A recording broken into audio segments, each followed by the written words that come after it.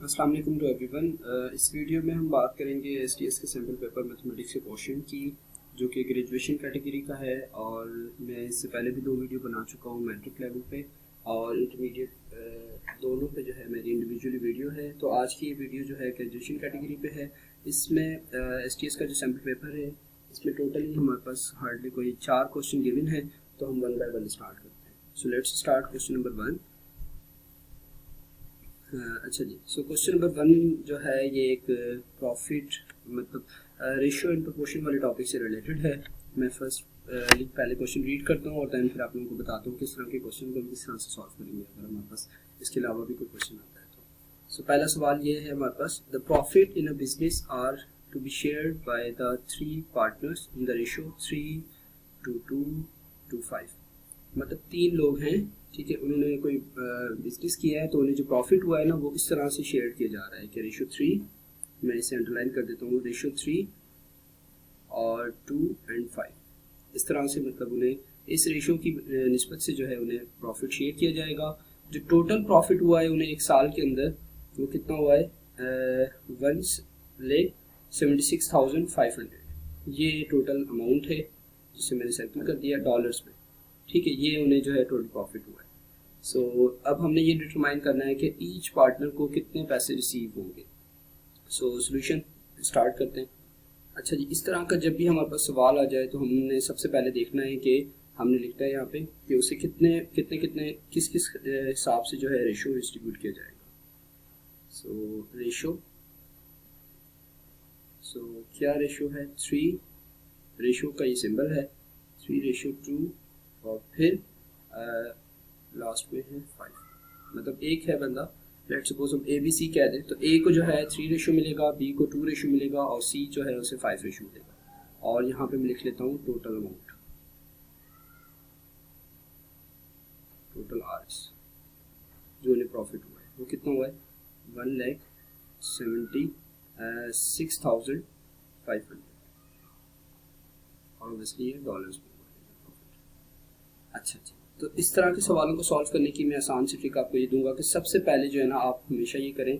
अच्छा, इसका नाम मैंने ए रखा हुआ है, ए पर्सन है, और इसका नाम मैंने बी रख दिया है लेट सपोज, और इसका नाम मैंने सी रख दिया है लेट सपोज। ये 3 पर्सन हैं ए बी सी के नाम से।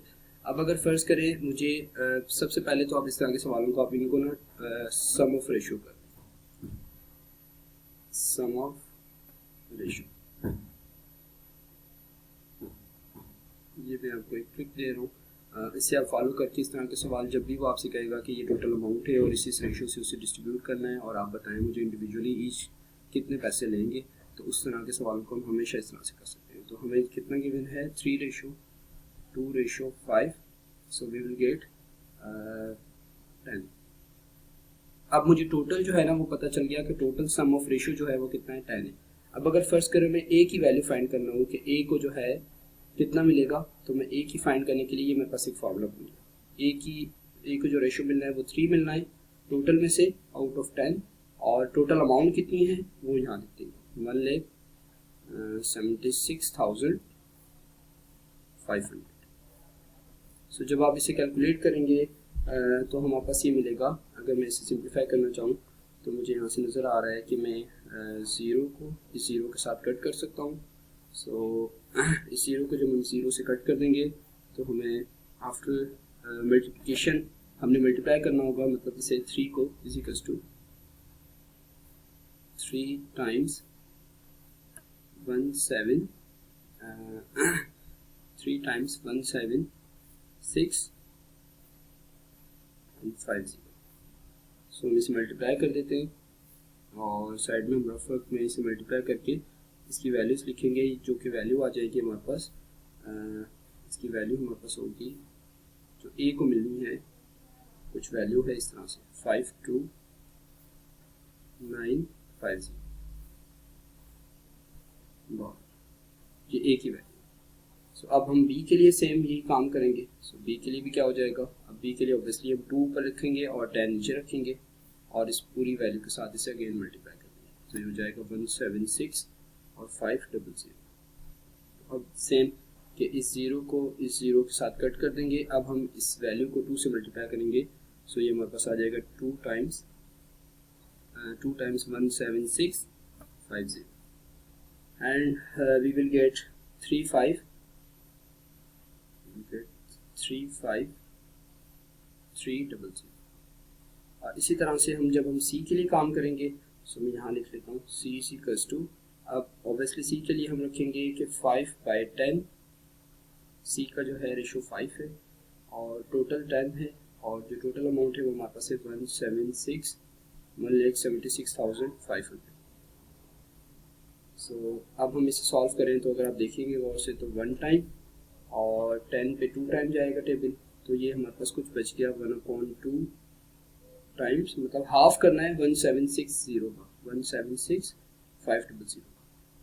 1/2 का मतलब 0.5 पे होता है ना, so 1 divided by 2 means 0.5 multiply by 176,500। So we will get how much, we will get 88250। अब पहला आंसर मेरा ये था और डॉलर्स पे,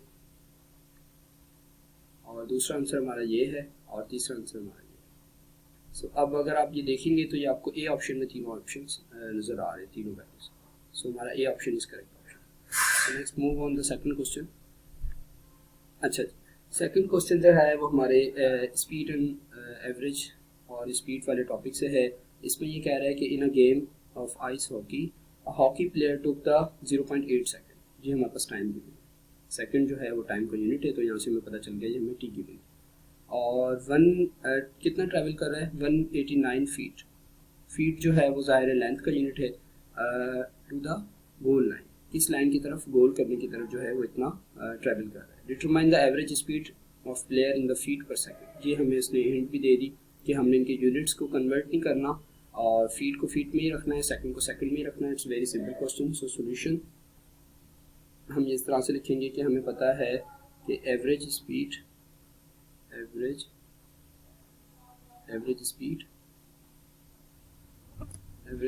बराबर है किसके, distance divided by the time. तो अब हमारे पास यहाँ पे जो है यूनिट हमने चेंज नहीं करनी, क्योंकि हमें जो नीचे कहा गया है वो हमें यूनिट सेम ही है कि फीट पर सेकंड में हमने लिख के दिखाना है। तो ये बहुत आसान सा सवाल है, हम इसे लिखेंगे 189 फीट डिवाइडेड बाय, इस पूरे को डिवाइड करना है किसके साथ, 0.8 के साथ। अब ये आपको डेसिमल की डिवीजन आनी चाहिए, एग्जामिनर जस्ट आपसे ये चेक करना चाह रहा है। ऑब्वियसली हमारे पास कैलकुलेटर तो अलाउ नहीं होगा, लेकिन हमें डेसिमल की डिवीजन आनी चाहिए। और इस डेसिमल की डिवीजन को सॉल्व करने के लिए हम इसको डिफरेंट वे से भी कर सकते हैं। अगर हम नीचे वाले पॉइंट को जो है, पॉइंट की डेसिमल अगर हमें नहीं है पसंद, तो हम इसे इस तरह से भी कर सकते हैं कि ऊपर भी 10 मल्टीप्लाई कर दें और नीचे भी 10 मल्टीप्लाई कर दें, तो उससे हमारा ये जो है 0.8 जो है 8 में रिप्लेस हो जाएगा, मीन्स की पॉइंट यहाँ साइड में मूव हो जाएगा। सो जब हम इसे डिवाइड करेंगे 0.8 के साथ, 189 को divided by 0.8, so 189 feet, 189 divided by 0.8, so we will get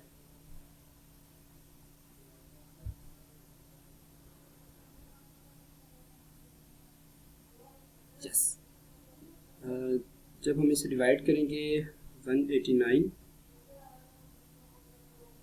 multiply by, if we multiply by 10 and divided by 8, so जो यहाँ पे इसका आंसर आ रहा है determine the average speed. Average speed जो है फाइंड करने के लिए हमने फार्मूला ये लिखा है कि distance upon time.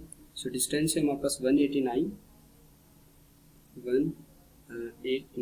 Divided by 0.8। सो यहाँ पे जो इसका आंसर आ रहा है 189 डिवाइडेड बाय 0.8, सो हमें आंसर मिल रहा है 236.25। ये इसका आंसर है, जो कि ऑप्शन में हमें नज़र नहीं आ रहा। सो मे भी इस ऑप्शन में जो है प्रॉब्लम होगी इस सवाल के अंदर। वैसे सवाल बड़ा सिंपल सा था, कह रहे हैं कि in a game of ice hockey players took 0.8 second to travel the 189 feet. तो हमने जस्ट फीट को जो है आंसर में उसने ये कहा है कि हमें फीट पर सेकंड लिख के दिखाना है, तो हमने फीट को 189 को 0.8 के साथ जब हम डिवाइड करेंगे, सो हमें मिलेगा 189 डिवाइडेड बाई 0.8, तो ये ऑप्शन मैंने आपके सामने लिख दिया, आंसर जो आ रहा था 236.25।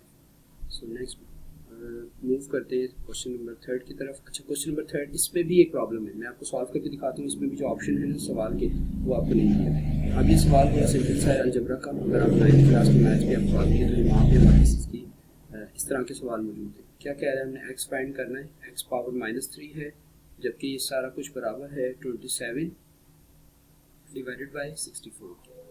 अब मुझे ये पता है, अगर मैं 27 के फैक्टर्स लेना शुरू करूँ, मतलब 27 को सॉल्व करूँ, तो मैं 27 को इस तरह से भी लिख सकता हूँ।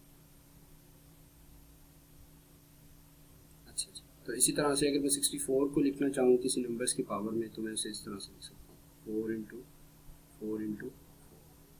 सो मुझे ये पता चल गया कि मैं इस सवाल को इस तरह से भी रिप्लेस कर सकता हूँ अपनी आसानी के लिए। -3 पावर है होल, और यहाँ मुझे नज़र आ रहा है 3 पावर 3, और नीचे मुझे नज़र आ रहा है 4 पावर 3। सो अब मुझे एक प्रॉपर्टी और भी पता है अलजेब्रा के रूल्स में से, कि अगर आपके पास पावर माइनस में है ना, तो इसके नीचे कुछ नहीं, तो लेट सपोज 1। तो अगर आपके पास होल पावर माइनस में है, तो अगर आप पावर माइनस से प्ले नहीं करना चाह रहे, if you want to do the multiplication addition, तो आप इसे रेसिप्रोकल कर दें। रेसिप्रोकल से मुराद के इसे जो डिवाइड में था 1 उसे ऊपर ले जाएं, और जो ऊपर था उसे नीचे ले आएँ, तो अब ये प्लस का 3 हो जाएगा। सो इसी तरह से मैं यहाँ पे इसे चेंज कर देता हूँ। अब इसके नीचे कुछ नहीं है तो 1 कंसिडर करूँ, अब मैं इसे इस तरह से लिख सकता हूँ, 1/x होल पावर 3। अब ये प्लस का पावर हो गया, मीन्स क्या, रेसिप्रोकल करेंगे तो पावर पे से जो माइनस की साइन है वो रिमूव हो जाएगी। और इसी तरह से इस साइड को भी मैं थोड़ा सा चेंज कर देता हूँ, 4/3, क्योंकि ये साइड रेसिप्रोकल की है तो ऑब्वियसली ये भी होगी, और ये भी 3। अब हमें ये पता है कि जब हमारे पावर सेम हो जाते हैं ना, तो बेसिस इक्वल हो जाते हैं। When the power are same then the basis will be equal. So by using this argument, so we can write 1/x, और ये बराबर है 4/3 के। अब मुझे तो x की वैल्यू चाहिए थी, सो मैं यहाँ कह सकता हूँ कि x इज इक्वल्स टू, ठीक है, इसे अगेन रेसिप्रोकल कराओ, x इज इक्वल्स टू 3/4। ये इसका आंसर है, जो कि आप अगर गौर से देखेंगे तो ये आपको सवाल में कहीं नज़र नहीं आ रहा। तो मतलब इसका इस पर जो क्वेश्चन में मिस्टेक है, इसमें एक ई ऑप्शन भी होना चाहिए, जो कि करेक्ट ऑप्शन है 3/4। This is the correct option. अच्छा जी, लास्ट क्वेश्चन हमारा। लास्ट क्वेश्चन बड़ा सिंपल सा क्वेश्चन है। इसमें अगेन हमें दिए हुए पावर्स, और हमने बताना है कि इनमें से सबसे बड़ा कौन सा है। अब अगर ये मैं सबसे पहले बी के लिए बात करूँ, तो बी में जब भी किसी चीज़ के ऊपर पावर 0 होना, वो खुद 1 के बराबर होता है। अच्छा, और अगर मैं इसकी बात करूँ 1/2 रेडिकल के बराबर होता है, तो 1/4 का जब हम 1/2 लेंगे ना, तो ये आ जाएगा